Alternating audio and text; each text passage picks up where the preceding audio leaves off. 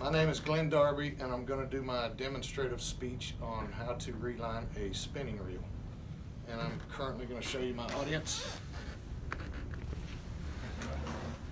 That's Earl, Josh, and Evan. Okay, the first thing we want to do when relining a fishing reel is you've got to take the old line off. So all you want to do is flip your bail open, grab the end of the line, kind of set the pole down out of the way, and you can just wrap it around your hand. Now, I'm doing an ultralight pole today, so it shouldn't take too long to get this off of there. If you're doing a bigger fishing reel, it may take a little while to get this off, but hopefully this doesn't take too long. I like to wrap it around my hand so I don't have a big gob of fishing line just laying on the floor.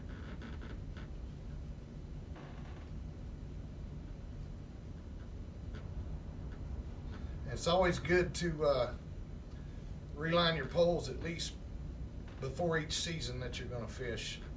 If you do a lot of fishing, you may want to reline it midway through the season.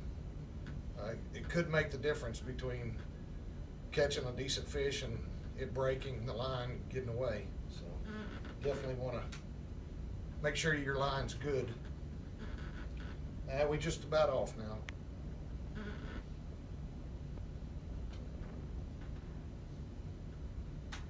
Okay, I'm at the end. It'll just stop by itself.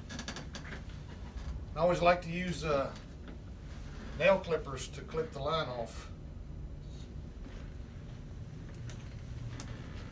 And sometimes the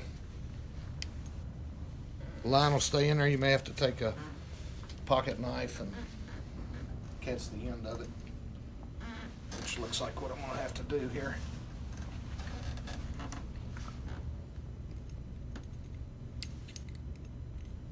I don't know if you can see it, but the line there, I got it off that time. So once you get that line off, you got to select the proper line for your reel. This particular reel claims to take 4-pound test line, and the capacity is usually on the side of the spool as well. And I'm going to use 6-pound test line. I probably wouldn't want to go any higher than 6 on a reel this small because it's not designed to take on heavier lines. Also, your line is, when it's rolled up from the factory, the line creates a memory, so to speak, of how it was wound up on the spool. It's always best when you're relining a pole to have the label of the spool up, and it kind of goes on the reel the same way. That way the memory's still there.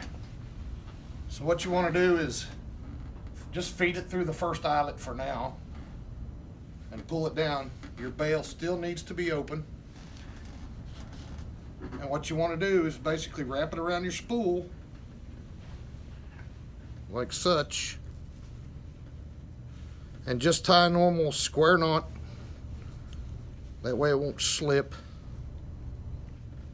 Sometimes easier said than done.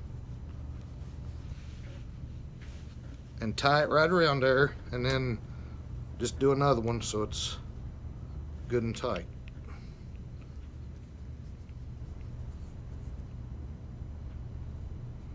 Again, sometimes easier said than done.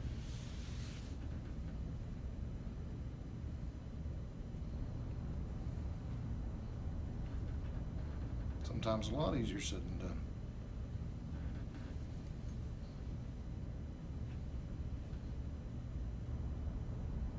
Okay. And once you get that, just kind of pull it tight. Take your nail clippers and clip the excess off so it's not in the way. Once you get that excess off, you want to flip your bail over, and that puts your line around the bail like it's supposed to be. You always want to hold a little bit of pressure on there just so it goes on the spool tight. And then just reel it up. And as you're reeling it up, you want to look at it, make sure it's covering smoothly and evenly across the spool. Usually doesn't take very long. A lot of times people will put a stick in the spool and just let it spin off there, but it's, like I said, it's best to have it come off the reel or off the factory spool in the memory that it was wound up on. And when you finish, your line should be no more than flush with the edges of the spool on your reel. I always like to go just a little under flush. That way my line doesn't want to just flop off by itself or whatever. If you wind up with too much, it'll just feed itself off the spool sometimes.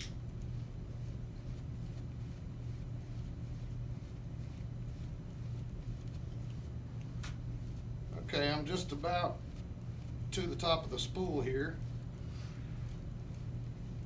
If you look, you can see the lines just about flush at the top edges of the spool. And that's pretty much it.